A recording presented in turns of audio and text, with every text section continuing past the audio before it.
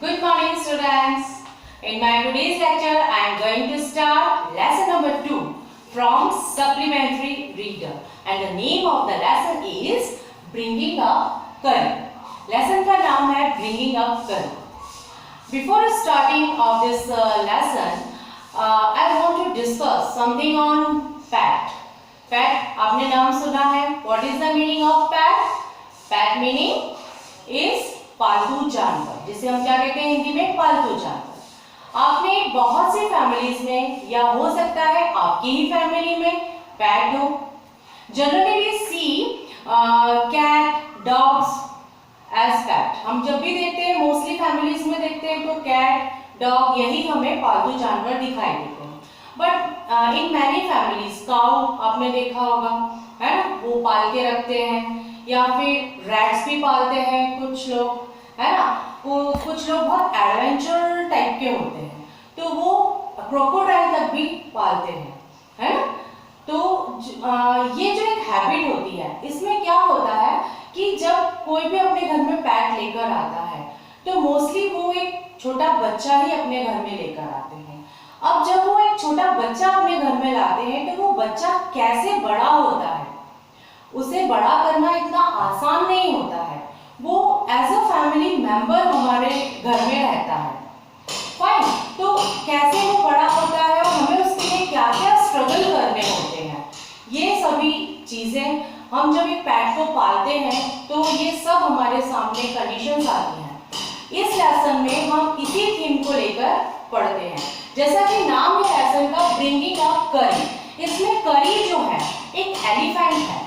तो जो लेखक है, जो जिन्होंने इस कहानी को लिखा है, वो कैसे करी के साथ में बड़े होते हैं और वो करी को कैसे पालते हैं, ओके, ये सब कुछ हम इस लेसन में पढ़ेंगे। So students, let's we start bringing up करी। This is the name of the lesson, as you know, okay. In this lesson मैंने आपको बताया था करी is the name of an elephant. Elephant का नाम है, ओके। करी जो होता है वो 5 मंथ ओल्ड बेबी होता है, बेबी एलिफेंट है, जो हमारे स्टोरी राइटर हैं उनके साथ में वो रहता है, ओके। स्टोरी राइटर जो होते हैं वो 9 इयर्स ओल्ड होते हैं, और जिस समय करी उनके यहाँ पर आया रहता है, उस समय पर वो उसकी हाइट कितनी होती है कि जो राइटर है वो इजीली खड़े होकर उसकी पीठ पर बैठ पाते थे। बट क्या होता है कि करी कुछ 1-2 साल में ही लंबा हो जाता है, बड़ा हो जाता है।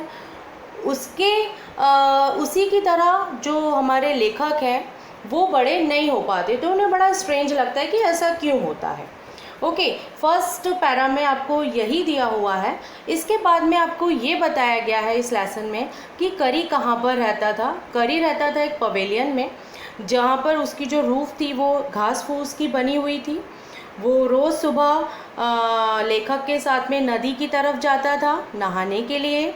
लेखक उन्हें जो सैंडी जो बैंक होता है उस रिवर का, वहाँ पर जाकर करी लेट जाता था, और जो राइटर हैं वो क्या करते थे, उसकी पीठ को बहुत रगड़ते थे, और उसके बाद में जो करी था वो पानी में चला जाता था, और बहुत लंबे समय तक रहकर पानी में फिर वो बाहर निकलता था और बहुत खुश होता था।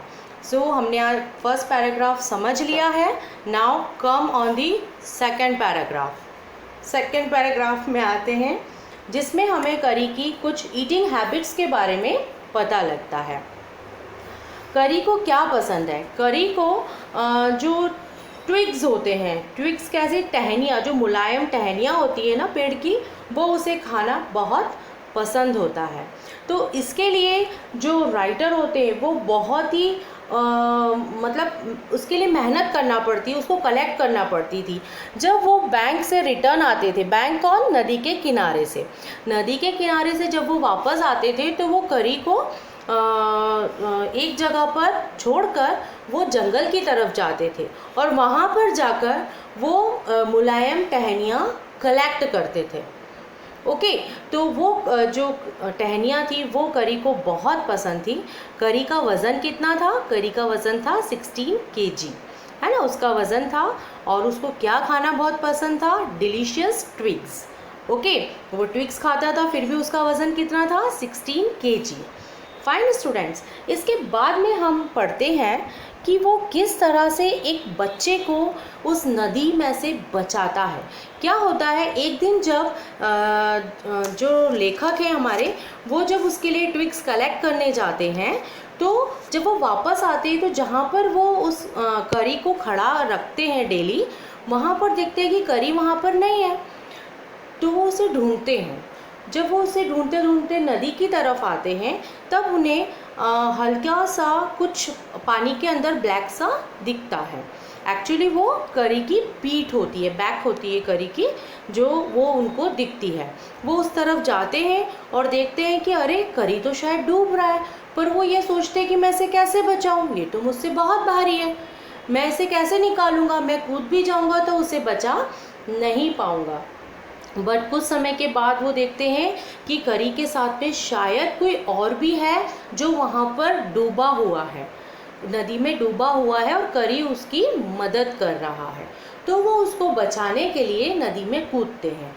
जैसे ही वो कूदते हैं वैसे ही वो उसको उठा तो लेते हैं उस लड़के को, पर क्या होता है कि वो खुद भी धीरे धीरे डूबते जाते हैं। तो इतने में क्या होता है, जो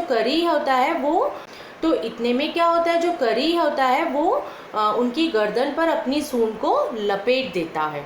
तो जो लेखक होते हैं उन्हें क्या लगता है कि शायद कोई वाटर एनिमल है जिसने मेरी गर्दन को जकड़ लिया है, और वो धीरे से बाहर आ जाते हैं। जब बाहर आते तब उन्हें पता लगता है कि ये तो करी है जिसने जान बचा ली। तो किस तरह से एक पैट जिसके अंदर इमोशंस भी होते हैं, वो कैसे अपने मालिक के लिए कितना फेथफुल होता है, और दूसरों के लिए भी, मतलब वो इस चीज़ को समझता है कि कोई प्रॉब्लम है, उसके अंदर भी सेंस होता है इस चीज़ का। वो हमको इस लेसन से पता लगता है कि पैट के अंदर भी सेंस होते, जानवर में भी सेंस होते हैं। Fine students, so come on the next paragraph. In this paragraph you will see the second part of this story. In this story you will see that जो करी होता है वो करी becomes fond of ripe bananas. करी को क्या होता है, पके हुए बनानास बहुत पसंद आने लगते हैं। क्या होता है, एक दिन कोई उसे, उसके नेबर वगैरह कोई उसे पके हुए बनानास खाने को देते हैं। जब उसे ये खाने को मिलता है फर्स्ट टाइम, एक्चुअली वो क्या खाता है, वो ट्विक्स खाता है, बट जब उसे ये बनानास खाने को मिलते हैं तो उसे बहुत पसंद आता है। तो वो क्या करता है, उसकी ये हैबिट हो जाती है। वो पहले तो उनको नेबर दे देते थे, फिर वो क्या करता है, धीरे से घर में से ही फ्रूट्स खाना शुरू कर देता है। तो जब घर में से फ्रूट्स गायब होते हैं तो वो घर वाले क्या समझते हैं कि घर के किसी सर्वेंट ने उसे चुराया होगा, तो वो उस सर्वेंट को ब्लेम करते हैं। बट ऐसा नहीं होता है। फिर एक दिन और फ्रूट चोरी हो जाते हैं, तो फिर क्या होता है, वो उस दिन किस पर ब्लेम आ जाता है, खुद स्टोरी राइटर पर ही ब्लेम आ जाता है कि इसी ने ही पूरे फ्रूट्स खा लिए हैं।